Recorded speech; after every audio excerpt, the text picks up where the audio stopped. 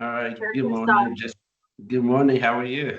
Good. I was just saying we have all of our speakers present, so we're ready Perfect. whenever you are. All right, perfect. Let's just go ahead to start the meeting. It's 8:30. Good morning, everyone. I appreciate for being here. And before we started, we go to for approval for the meeting from April 16, right? Yes, I approve the minutes, Councilmember Kassaw. Good morning. Thank you so much. All right, Same so here. there we go. Okay, we'll go ahead to any announcement. Okay, so we're gonna go ahead start item 4A. If I miss anything, you guys can, Councilwoman, you can, guide me through. So item 4A, the presentation by staff, the neighborhood improvement and grant update. Good morning, everybody. Thank you for inviting me out to chat about our neighborhood improvement grants this year. My name is Scott Campbell. I'm one of the community engagement coordinators here at the city. Use he, him pronouns. And again, I'm here to chat with you about our improvement grants this year. Next slide, please. So just as a reminder and kind of an overview, City Council has approved $60,000 from the general fund for this year's grants. We award those out up to $5,000 per project. The program was designed to improve the appearance of Aurora neighborhoods while strengthening the social fabric and organizational networks of community. As you can see there, we have kind of four primary goals behind the program: improving the physical condition of a neighborhood, enhancing neighborhood pride and identity, connecting neighbors and fostering a strong sense of community, and also encouraging placemaking by bringing assets into the neighborhood that encourage gathering and positive experiences. So kind of two pillars, if you want to consider it that way. One is kind of beautification, the other is community building.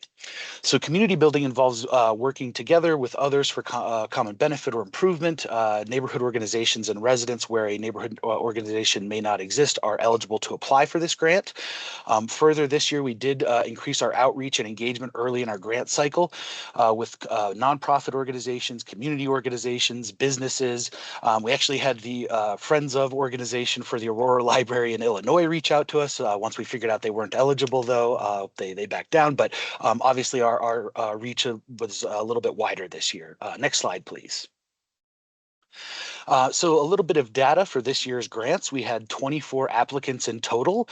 We were able to award 13 groups this year. We had over $110,000 in funding requests, which is almost double what we have for the funding.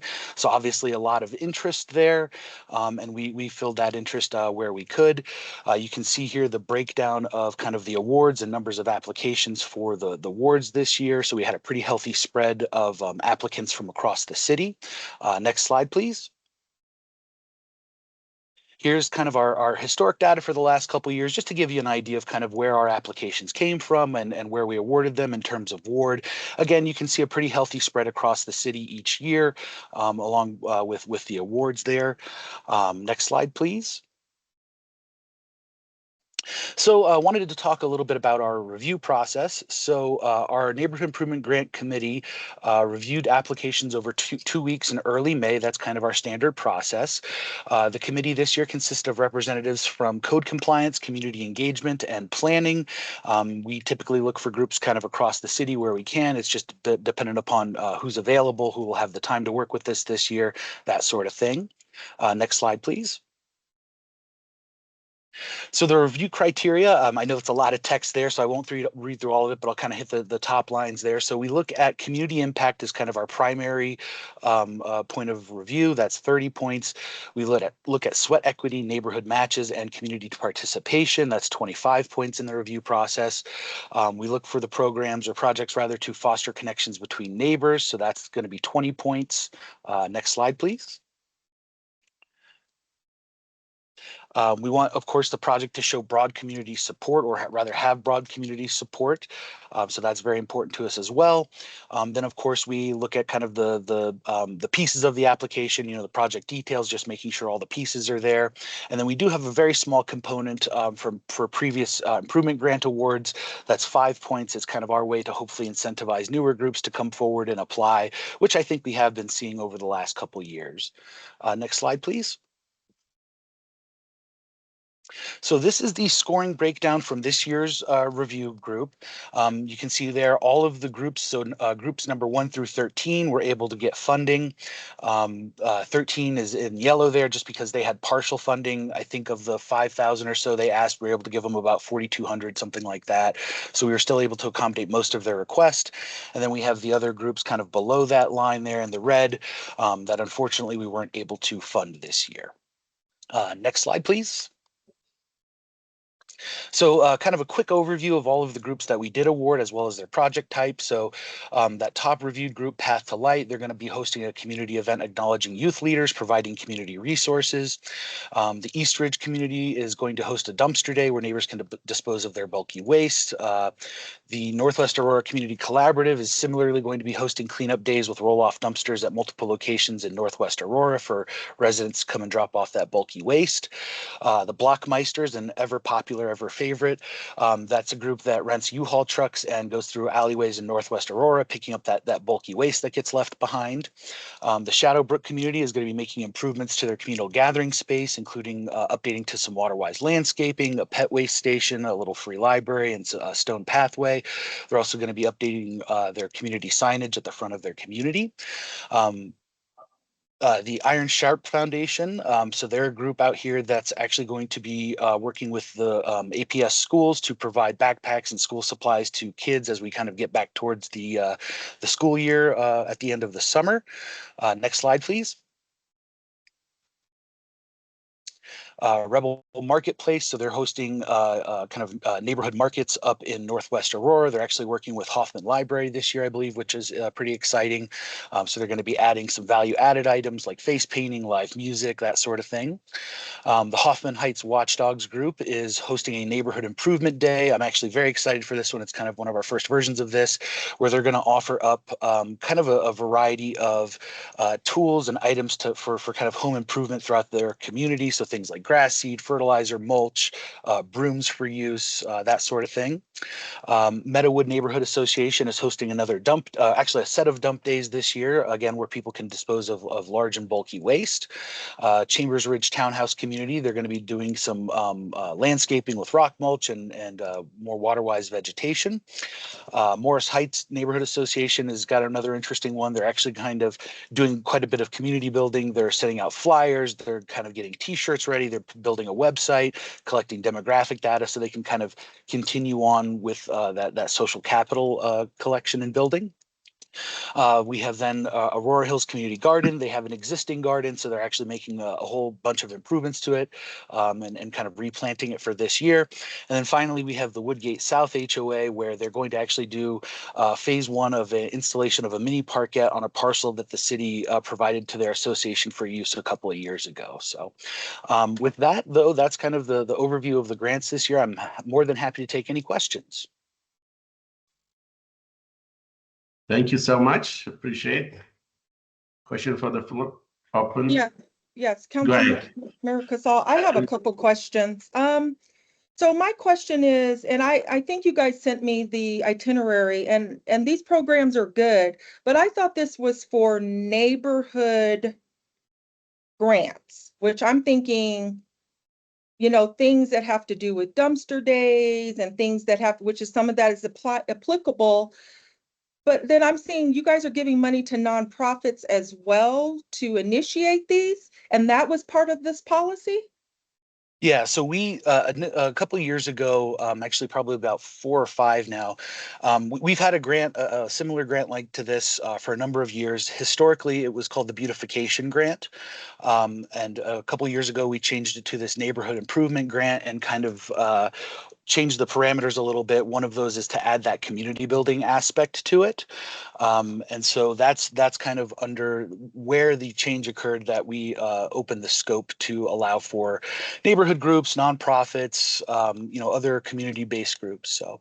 Okay, well, I personally, I mean, I see it as neighborhoods, this community one, backpacks and stuff. I'm not trying to be disrespectful, that's a need, but that to me is not really what beautification and neighborhood is about. And I also see that I have quite a few, but I also see a lot of these in Ward 1. And then I don't see any in Ward 6. Is it that they just didn't apply, or what was up with that? I don't see one thing in Ward 6. So we did have applications across all wards. It just happened to work out this year that, again, it's a competitive grant across the entire city.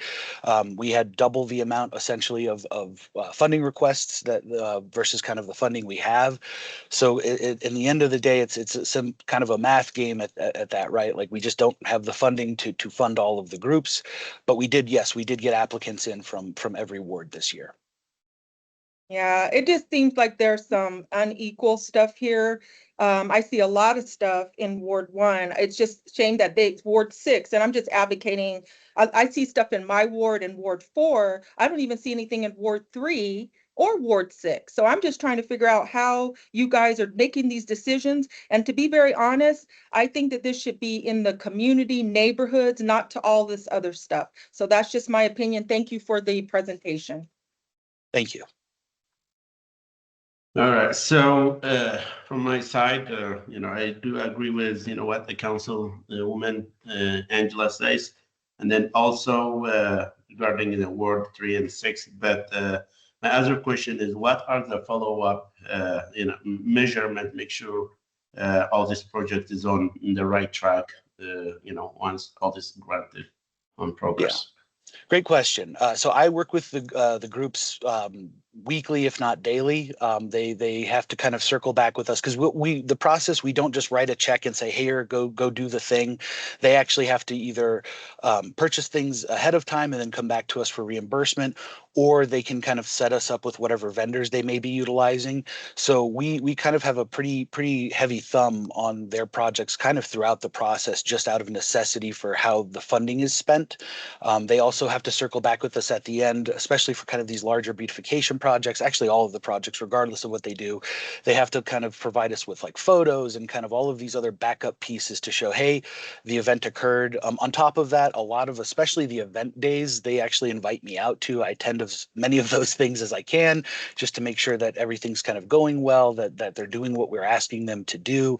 But yeah, the big kind of chain on this, again, is really the funding aspect, because we don't just write a blank check or a $5,000 check and then say, come back to us later.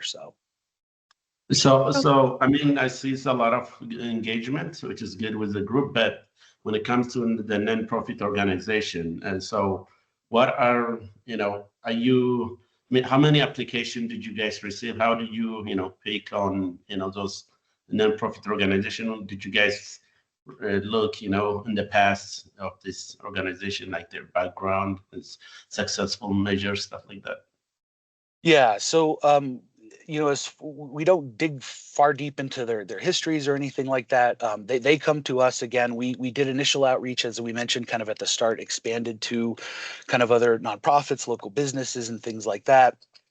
Trying to get a kind of wide swath of groups to come and apply with us. We did have 24 applicants this year, just as a reminder. So again, we had over $110,000 in funding requests, and with the $60,000, we again, and the criteria that we utilize, we kind of stepped through that, and I know Andrew can display that again if we kind of want to walk through that more in depth. But that's the criteria that we used, and we published that criteria way ahead of time, so everybody's aware this is kind of what we're going to be looking at for your applications. We host information sessions in early January, where I spend an hour and a half kind of doing 3 different sessions of overviews of the grant. We meet with these groups very regularly up throughout their application process, so that we ensure that they're kind of looking at project types and sorts that we want to see move forward. We try to work with them to provide the best applications possible. I'm not on the review team intentionally so that there's not that kind of conflict of interest between me helping keep people build the best application and then me reviewing them. So that's kind of the overview of that piece. Councilmember Kassaw, can I just do a follow-up? Just for the future, I just think that there should be at least one project in each of the wards. And I just feel like this is very selective. It looks very selective. Even for me, I think I have maybe too many. Maybe one of my projects could have went to Ward 6 or Ward 3. It just doesn't look, it just looks like it's just kind of one-sided picture.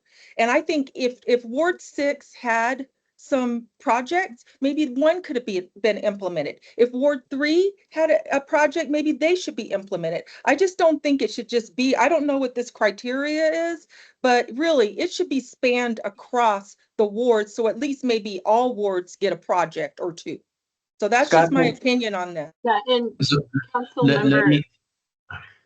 well, I was just gonna say, we actually moved away from that when we changed and created the criteria a few years ago. So it used to be more of a, we'd want to at least have one project in every ward, and we switched it when we changed it from beautification to those neighborhood improvement grants to really just be basing that on the criteria. So we could overlay that again and say, hey, this is the criteria, and whoever scored the highest in each ward automatically has to be funded, even if they didn't score high on the overall criteria. So that's one comment.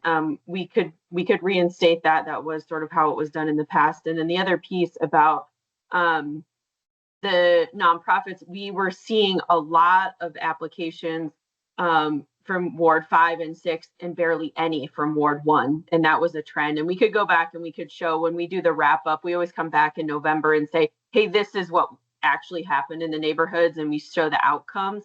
And so we could look at year over year to show that when we come back in the fall. But we really weren't, because those non-HOA areas are really hard to engage neighbors and get them to come together to do a project. And we wanted to be able to see that across the city. So I think this year we were trying to make sure that some of those non-HOA areas actually got the information. And so some of those groups, like the Northwest Aurora group, they're not necessarily a nonprofit. They're not an HOA. They're really that kind of grassroots neighborhood group coming together, wanting to do beautification. So I don't think the intention here is to be funding nonprofits.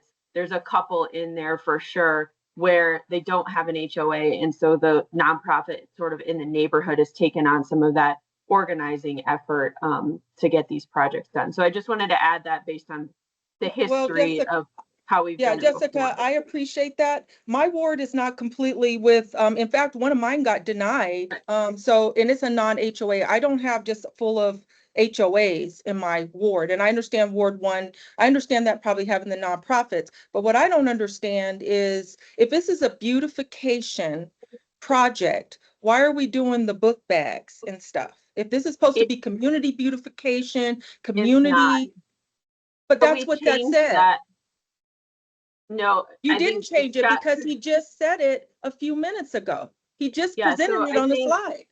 So Scott was saying there's two pieces. So we switched it. It used to be called a beautification grant. We switched it about 4 years ago to be neighborhood improvement grants. And Scott mentioned earlier, there's two kind of facets to this. There's a community building and engagement aspect to this, and there's also a beautification. When the project does both, right, where people come together to do an improvement together in their neighborhood, where it's hands-on, they're not just hiring a contractor, that's kind of the best of both worlds. But when we changed the program a few years ago, we switched that a little bit. Now we know we have the resolution related to just beautification as well, and we're helping with some of those components of Councilmember Hancock's initiative. But we did switch the program from beautification several years ago to broaden it a little bit. Let me ask them. So how do we make sure there's no duplication between the nonprofit organization and neighborhood? Like if neighborhood apply for the Ward 1 and then you have some nonprofit organization, how did you guys measure, make sure there's no duplication? So how did you guys work on that? And then also another follow-up question is about the community impact point. How did you guys determine those points? I didn't understand the point. Yeah, so the duplication piece, they have to sit down with me, kind of as I mentioned, throughout the application process and kind of discuss our project. It's definitely not this kind of one-off application piece, because often a lot of these projects have kind of complexity behind them from a city process standpoint. For example, a lot of these events need like a temporary use permit or some other sort of process involved at the city. So throughout their conversations, they're certainly letting me know, and of course it's part of their application and part of the documentation they provide of what are you doing with our funding if we were to provide this to you. So that's really our main kind of look at, would there be duplication there, i.e., hey, is group A and group B telling me this they're going to do the same thing or the same event or the same time frame, with their funding. So that's kind of the primary, like, hey, are these two people working together? And we found that a couple times, and what we've done is say, hey, you two are in the same area, you're doing the same thing, please work together on this because you're going to amplify your results, right? Like, we want to make sure we're getting the most out of our funding, we're getting the most impact for our community. So that's kind of the primary way we look at is there like double dipping, if you want to kind of consider it that way. Sorry, and the second question again, pardon me. So before your second question, so when you guys have discussion with this group, like and make sure it's not duplicated. If like earlier our concern is some ward is not getting those fund. So did you guys like recommend those non-profit organization? Hey, we have this in this area. Would you take it to Ward 6 or Ward 1, Ward 2? Can you guys do that, or you work on that? Yeah, I see. Yeah. We've not done that historically. Again, normally when people come to us with an application, because they have a very specific idea or population that they're trying to serve, or things along those lines. So the Iron Sharp one, for example, they have historically been out here in the city for number of years now doing this similar project, kind of providing that service, those resources, along with the actual physical things that they hand out at those events, if you will, because that's the other piece of their event. And I think that's why that group scored so high, frankly, is that it's not just a, hey, you're coming out to get backpacks, right? It's, hey, you're coming out to get backpacks and other resources. And then here's 4 community groups at the event that can help you with X, Y, and Z, right? So that's generally how that kind of looks when those groups come to us. Again, if we have a group that's 2 groups in the same area that are kind of tackling the same issue, we say, please work together. Please kind of amplify your effects as much as you can. As far as kind of the review criteria that we've set, so we kind of sat down and we thought through, especially looking at the kind of 4 grant goals that were provided at the front of the presentation. How do we look at that? How do we consider what that impact would be? How do we know how wide that impact will be? All those sorts of things, and that's kind of then how we came up with that scoring criteria, right? Like, we know we want the number one thing for us to be our community impact, right? Like, that's what we want to see with our tax dollars. So that's our highest scoring kind of criteria. We know that we want our groups to have a skin in the game, if you will. So we want them to either have sweat equity that they're putting into this project. We either want them to have that or again, funding from other sources. Because again, we want to see, much like kind of best practice with grants, we want to see that money go as far as possible towards that community impact. So that's kind of how, in a nutshell, we kind of decided on that review criteria. Again, every year, and it's been the same criteria, honestly, for the last, I think, 3 years. And we always publish that very heavily in all of our documentation. We want everyone to be aware, this is kind of what we're looking at, this is what we value. And so we want your projects in return to kind of reflect that, right? And so that's where all of our educational materials and meetings and all of that conversation goes. So when my other question was regarding scoring, so the community impact point, the point you put 30, 20, how did you determine those points? I don't know how, that works. Yeah, again, to kind of come up initially with the categories, we kind of thought through again and reflected on the primary goals of the grant, those four primary goals we discussed, which again ultimately break down to beautification and community building at the end of the day. And so once we kind of figured out what our priorities were, we knew we had to assign point values to that, right? And the higher the priority, the larger the point value.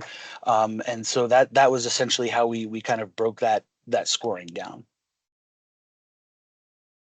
All right. Any other questions? Councilmember Murillo had her hand up. Oh, sorry. Go ahead, Councilman. Murillo? Sorry, I didn't see you.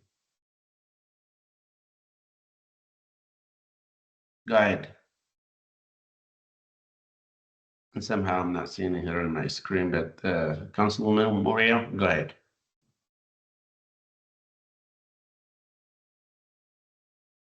Maybe she dropped off. I did see her hand, so. Okay. I think I see Jesse. Yes, thank you, Chair Kassaw. I just wanted to add some additional context to Scott's responses. I am familiar with each of the applications that were submitted. In addition to what Scott is saying, with there being more funding requests that were submitted than we're able to support from a budgetary standpoint. I also just want to add that there were also some applications that were just flat out missing information, that were missing critical information like financial information, or had absolutely no community component whatsoever. It was almost a matter of us subsidizing a cost that an HOA would traditionally pick up. And so they weren't meeting any of the criteria that was listed. There was no community involvement. And so, not all applications are created equally in a grant process. And we do as a staff have a responsibility to ensure that we are funding applications that are complete. I saw applications that were also missing responses to some critical questions that were 4 or 5 word responses. And so the quality varies pretty greatly. Others that were scrambling to get things in after the deadline. And so Scott really comes alongside of each of these applicants to help set them up for success to apply, as he mentioned, with info sessions, a lot of communication. But at the end of the day, there is a responsibility that we have to make sure that these applications are complete and they're providing us as the city of Aurora with the requested information. So I just wanted to add that as just a bit of a context when we're actually scanning through these and understanding which ones are a good fit. It's a budgetary issue, as Scott described, but it's also a quality issue. Not with all, but with some of these applications that we received. Councilmember Kassaw, I'm going to make one last point and we can just move forward because I have a lot of issues with this period. So Jesse, I understand that. It just seems like this time, I know that I have quite a few, and I understand we have a budgetary because I'm a council member. Understand that all applications are not treated fairly, but it's just very interesting to me that there's no applications for Ward 3, there's none for Ward 6, but everything is to Ward 1, and I even have probably too many. So, and I don't live in an all HOA district. So I wasn't there in the process. I don't know what the applications is. I can't make it fact because you're the ones who did the application. So if there was misinformation, I understand that. But I still think that at least I know that probably Ward 6 might have had a project. Maybe Ward 3 had a project. I just think it should be something. So I think we're just going to disagree on how you guys did the applications. I wasn't there. I don't know what was in the application, so I can't state what was fact. But I'm just saying that it just looks very interesting of how this has spread it out. So Councilmember Kassaw, that's all I have on this issue. And I really think the process should be looked at a little bit more. I think as a footnote, we can go ahead, can recommend it to review those applications. That would be great, Scott, if you guys are okay with that. Love to see, love to review myself and Councilman Lawson, and then if Councilman Murillo is there as well, that would be great. Absolutely. Thank you. All right, so let's go ahead. Anything on this, Jessica? Nope, we've got some feedback from you all and appreciate that. And we'll put that into consideration when we come back in the fall to talk about the outcomes, and then obviously moving forward into January when we start this process again. But we can certainly look back like we used to at least having one project in each ward, kind of regardless of the criteria. So I think we heard that feedback, and we'll come back to you before we put out the grant cycle next year. Jessica, just to say, I'm not saying that they don't need to have the criteria. I mean, of course, whatever your criteria is, I'm just saying that it's hard for me to not see if you guys are really working with the Ward 3 residents or 6. It's just really outreach. How much outreach should you guys give to those communities? Yeah. That's what I'm saying. If you want to keep it the same, that's fine, but I can't, and I just cannot not believe that one of those, they didn't have a project that even met some of the guidelines. So that's all I'm saying. Understood. Yep. Got it. Okay. But I otherwise, just we add- can move to the next item. Can I just add, I really like that idea. We would love to partner with any council member to spread the word as much as possible in any ward. That is a very strong goal that we have, is to expand our outreach. We try to do so this year. It's going to be something we continuously work on. So ward meetings, town halls, community events, anywhere, let us know for the next cycle, and we'll be there. I'll ensure that a member of our team is there. Scott manages this, but we have a whole team, as you know, community engagement coordinators. So we're happy to partner with any of you to engage your constituency and ensure that they're being included. We share that goal very strongly with you. Well, thank you so much, Jesse. I'd love to do that. If possible, we can do one in Ward 6. It was myself and Councilwoman Angela. So, we can do that, so, if possible. So let's just go ahead to the next item. So the 4B, advancing public safety and vendor agreements stuff. Good morning, all. Emma King, manager of homelessness programs. I just really quickly want to go over the public safety agreement we're proposing for Advance Inc. That's, as a reminder, who's going to be operating the navigation campus, but currently they are providing day and overnight shelter at the Aurora Day Resource Center. And what they're doing there is out of the scope of the original agreement we created with them that was for the navigation campus. They hadn't intended to do that, but we asked them and they really rose to the occasion to help us with additional sheltering in the meantime while we're waiting for the navigation campus to open later this year.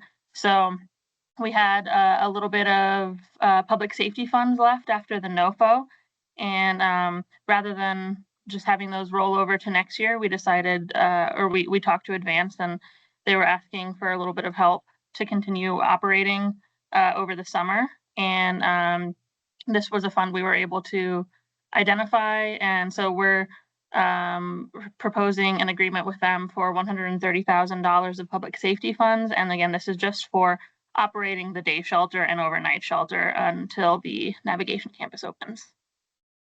And I'll take any questions now. I don't have any question, Councilman. No, I have no questions, and I'm fine with Thank moving you. it forward. Yeah, thank you for what you guys doing out there. So we do appreciate. Thank you so much. Okay, thank you. Summers, so you're gonna see a lot of increase. So Thank you. anything on this, Jessica? We good? No, we're good. Thanks. So the next item would be 4C, right? So the 5-year consolidated plan analysis guide, staff member. Yeah, and I'll just kick this off. So through our HUD requirements, at least for right now, we have a 5-year consolidated plan that we have to put together for how we're going to use HUD funding. This also is integrating with an update to our housing strategy that will also happen. If council remembers, we passed that in December of 2020. And so we're coming up on 5 years with that. And we want these two plans to be really integrated.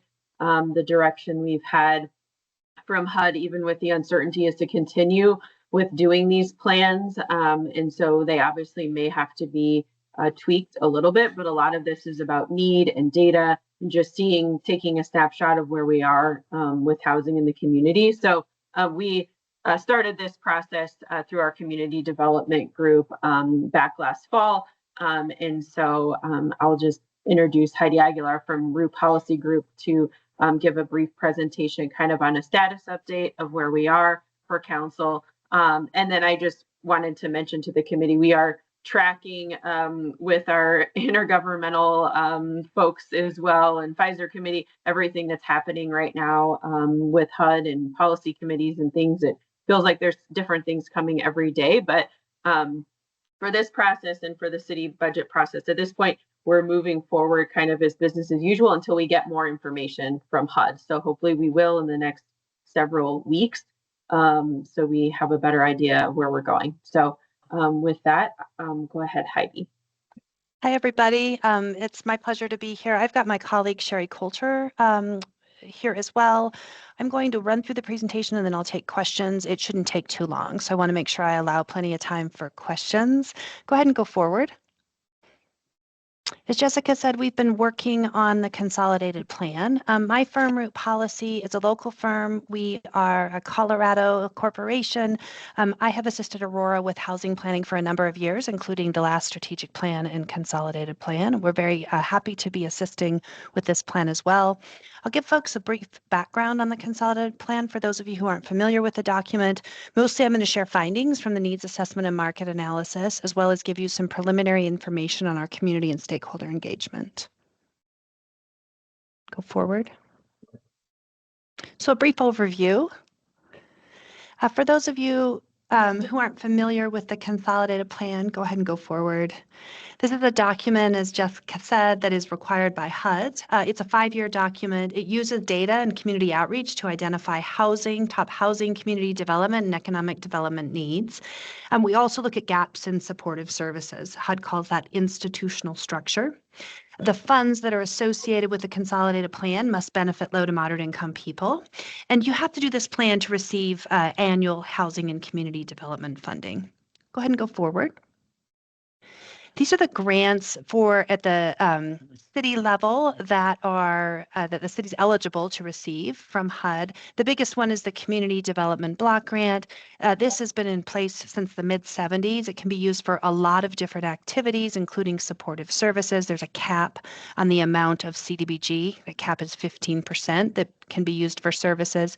But mostly these dollars support housing rehabilitation, street and sidewalk improvements, community facilities improvements or creating new facilities, public infrastructure, rental assistance, and down payment assistance. The Home Investment Partnerships Program, it's also been around for a long time, but it came about later than CDBG. This program, the city receives about $1 million annually. This is purely a housing program. And then similarly, a more specific program is the Emergency Solutions Grant Program, used to be called the Emergency Shelter Grant Program. This program is also a housing program, but it's very specific to people at risk of or experiencing homelessness. And the next slide gives you a sense of what not only, oh, I'm sorry. Go ahead and go forward to the housing needs. I'll jump right into needs. I want to talk a little bit about, we've done quite a bit of analysis of the market, both to support the strategic plan and for the needs assessment and market analysis components of the consolidated plan. The nice thing about how the city has done this is that we're doing analysis both for your housing strategy update and for the consolidated plan instead of duplicating services. This is a pretty efficient way of doing both plans.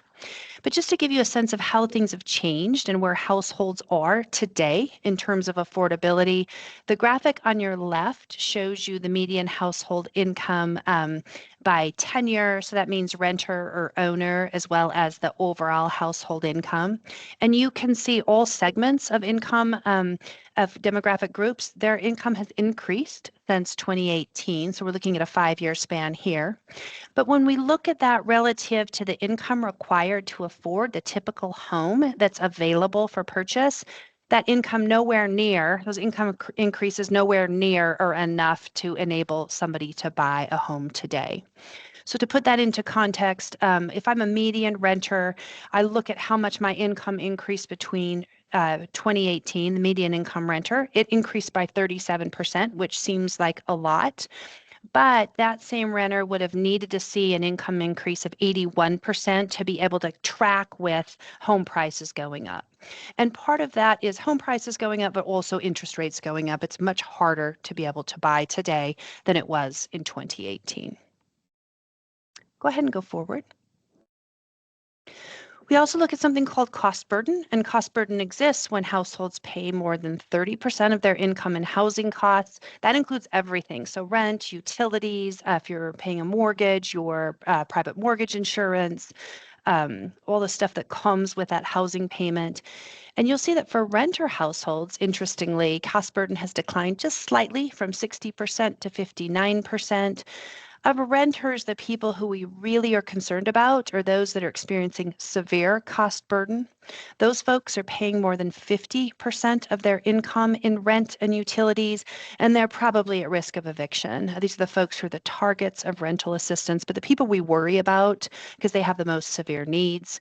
That segment of renter cost burden actually went up from 30% to 33%.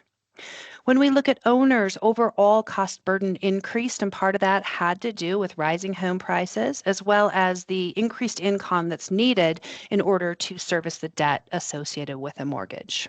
It's a little harder to afford housing today in 2023 than it was in 2018. Go ahead and go forward. The other thing that we take a look at is what we call a gaps analysis, and there are two parts to this. We first look at, we take renters by the income range, so you'll see that on the left-hand side. We calculate the maximum amount of rent that they can afford. Look at the number of households, renter households who fall in those income categories, and we compare that number with the number of affordable rental units available. If you go to the far right-hand side, you'll see the negative red indicates where there's a gap, so where there's a difference. And for Aurora, that gap exists all the way up to renters earning $50,000 or more, which means that it's pretty hard to find affordable housing unless I am a renter household earning $50,000 and more. If I'm in that $75,000 to $100,000 income bracket as a renter, I'm in pretty good shape. There's quite a lot of inventory available.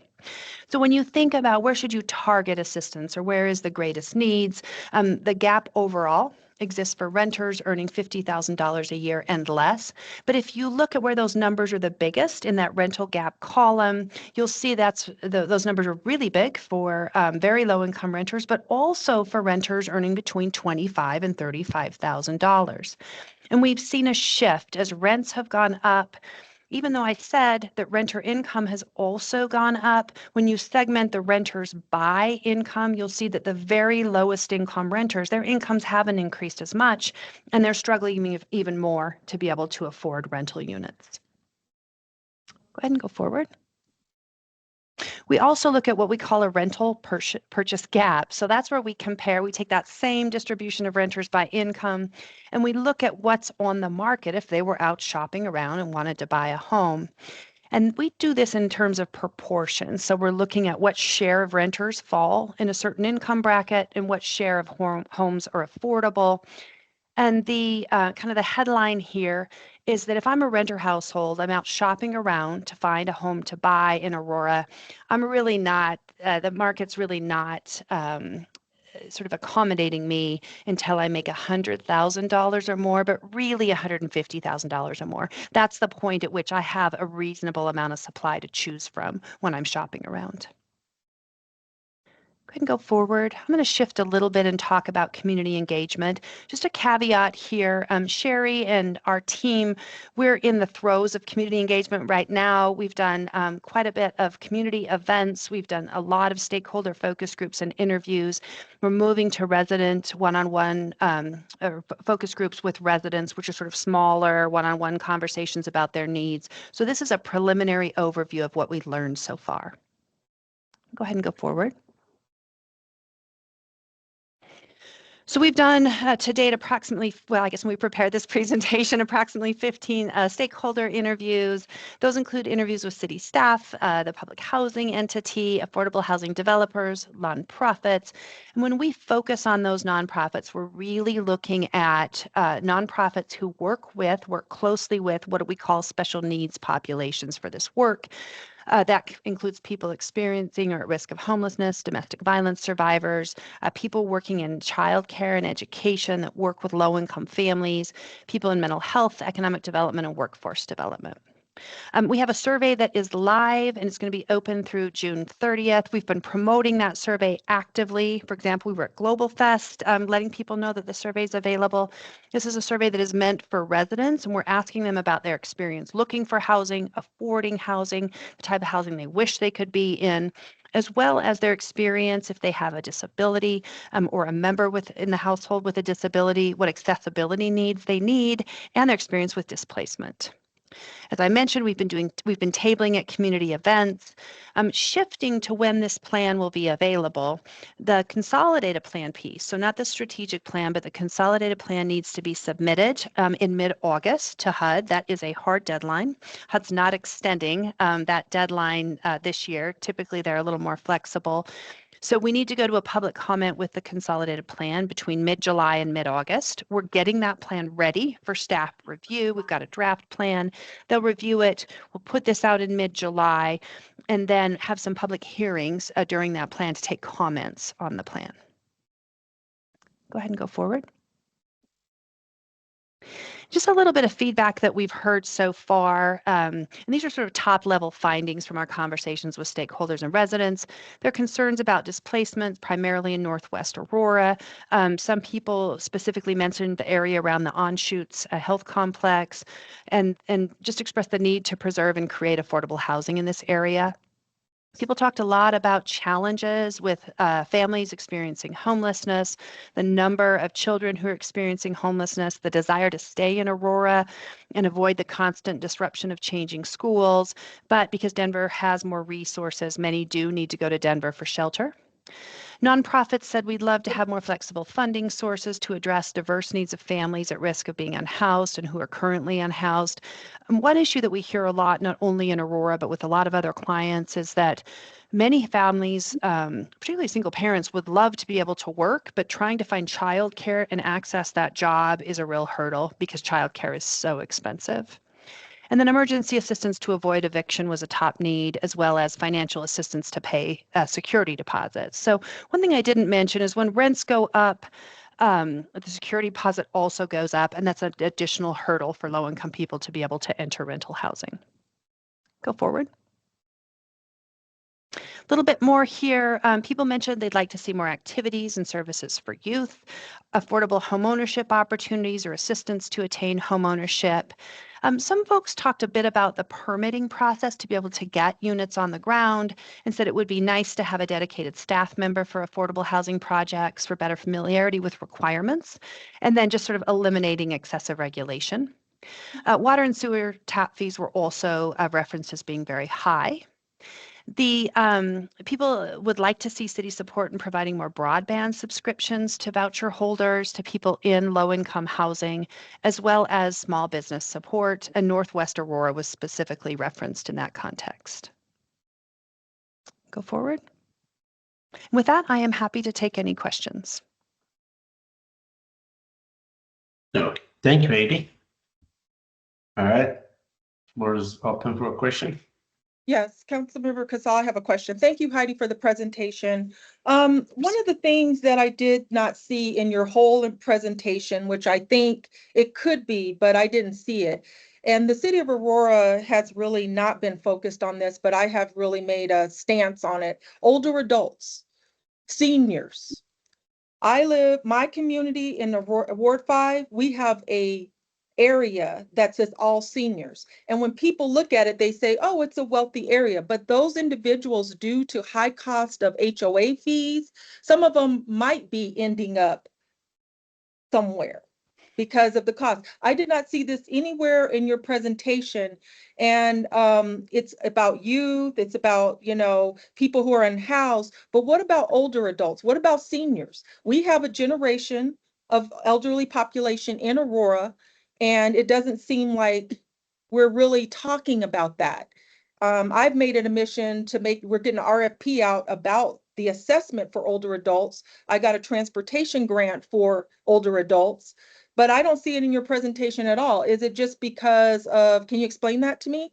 Sure, absolutely. We have done projections for the needs of older adults, and there is a component in the consolidated plan that discusses the needs of older adults. We just had so much content to share that I didn't share those projections. So what we do is we look at by income level, how many older adults are cost burdened, how many are living in poverty, and we project that out for a 5-year need. Right now, it's about 10,700 people that we project will have a need for housing and supportive services. Those are just older adults in 5 Well, I'm years. talking about, can I just interrupt you? I'm talking about Sure. also adults who are seniors who want to downsize, but they can't afford it. So for example, my parents live in a bunch of stairs. Mhm. You know, if they wanted to even try to get a ranch, they probably couldn't afford the cost. So I'm even talking about downsizing for seniors, people that just want to downsize, but they can't because they can't afford the cost of either probably renting or buying another home. Yeah, So I I agree didn't with you. see It's that in your presentation as well. Right. That would be more sort of the market analysis component of the strategic plan that we would look at. It is, and certainly recognize it as a huge issue. I think the biggest hurdle there is, just as you mentioned, that affordability. So there are no really affordable products for them to move into, like a patio home community. The other aspect of that is a lot of those developments are fairly new, because this concept of downsizing is something that is, I mean, the last 20 years, new, and they're not always very close to transportation. So even if I can find a community like that and I can afford it, I probably need a car to get around. So I absolutely agree with you. It's a big barrier. I anticipate we'll see a lot of that when we get the survey results back too. So we'll hear, sort of in real time from older adults what their challenges are, and we'll see a lot of that reported by older adult residents in the survey. Okay, well, I On- hope on that you market towards the older adults and make sure that that survey goes, because there are some seniors who live in older neighborhoods, so they might want to downsize in the same neighborhood that has a ranch. So I kind of disagree with you that people are going to patio homes, and some seniors aren't taking public transportation. So they have accessoride and other forms of transportation. So when you say that, I'm not doubting because you're the expert, but I just looking around and being around and seeing what's going on, even with my own parents. My parents are not taking public transportation. It's just they might want to downsize. You see what I'm saying? So and they're not going to go to a brand new development of a patio home. They have homes in the community that are rancher, but Right, they're understood. too expensive. They're older communities. So I'm not sure I agree with you on that analysis, but thank you. Well, thank you so much, Heidi. We may need to also look into it, the family with Down syndrome or autism. Some of them are, sometimes they're really facing a challenge. So when we do a survey, let's just make sure we include in the people with family with, Down syndrome and autism, stuff like that. So I do have a question. So when our citizens, when they're experiencing homelessness, what are your engagement reaching out method of those people when they are experiencing it? Sure. I mean, we typically, excuse me, talk with service providers. We talk with the individuals who are, actually, Sherry can speak a little more to this because she's been doing a lot of that primary outreach. The people who are planning the navigation center. So we typically talk with stakeholders who can talk to convey to us the on-the-ground experience of people experiencing homelessness and the challenges that they're experiencing. We also typically get good responses from individuals, from residents, when we do focus groups, as well as through the survey. So we have a good representation of the experience directly from residents. Okay. Thank you. Jerry, you want to add, or are we good? Yeah, that's exactly right. We've interviewed a lot of service providers, shared the survey with them. We're still in the process of trying to get focus groups together with people with lived experience, since that's really, the responses that we want to have for this. So as Heidi mentioned, this is, we're still in the process of getting that. The survey is still open. We're trying to share that widely with anybody working with the unhoused population in Aurora. Okay, thank you so much. Yeah, we'll make sure, we're engaging with the community. Sometimes, it's hard, to reach out all, every corner, but so thank you so much. Any other question for them? Is there any action on this? Do we need to move this forward to study session or anything, Jessica? Or it's just as informational? No, this is just informational. Okay. And we'll be back when the final versions are ready for the plan. Okay, thank you. Thank you. Thank you, everybody. All right. Thank you. So I think we have one more item, right? So that would be 4D, staff. Yes, hello, I'm back. Well, the second item I'm here to talk to you about is an IGA, or an intergovernmental agreement with the state Department of Local Affairs. This is for a tenant support services agreement. This one is basically a renewal of the one we already had with them from last year. We received 35 vouchers from the state in addition to the funding we got for the navigation campus for that purchase. So they gave us those vouchers, and with that came tenant support services. And tenant support services are what they sound like. It's case managers who help folks move into housing and then follow them the whole time they're in that housing. So it's that making sure that folks are stable and stay in and don't return to homelessness.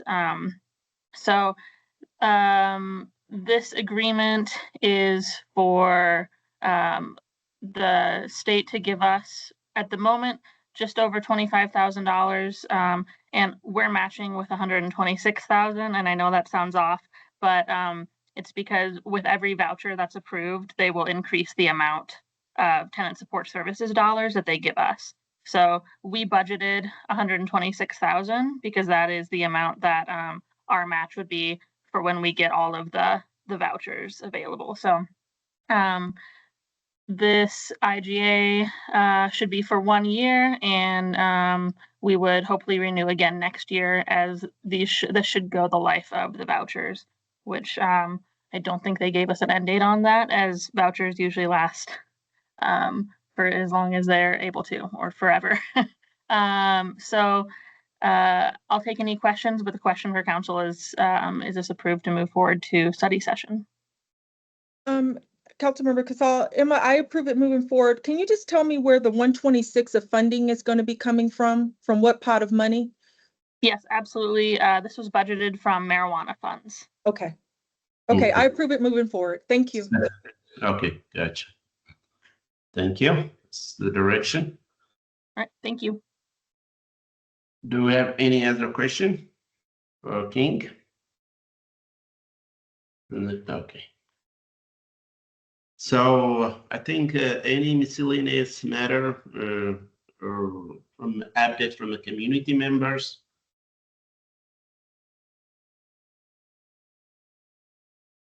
Yeah, I don't see none. So I guess Jessica, you have something to say, or are we good? No, I don't have anything else. Thank you. Oh, When okay. is the next meeting? Can I just ask Yeah. when the next meeting is? Because it went to Yeah. 6. So when's our next meeting? Is it? July It just has adjournment. So it will be in July, right? That would be July 16th. July 16th? Okay, thank you. Well, I just want to say thank you so much. Thank you. I appreciate for your time and being here today with us and discussing all the community matters.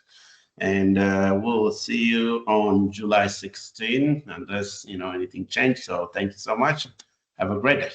Bye, everybody. Thank you. Thanks. Bye. Thank you.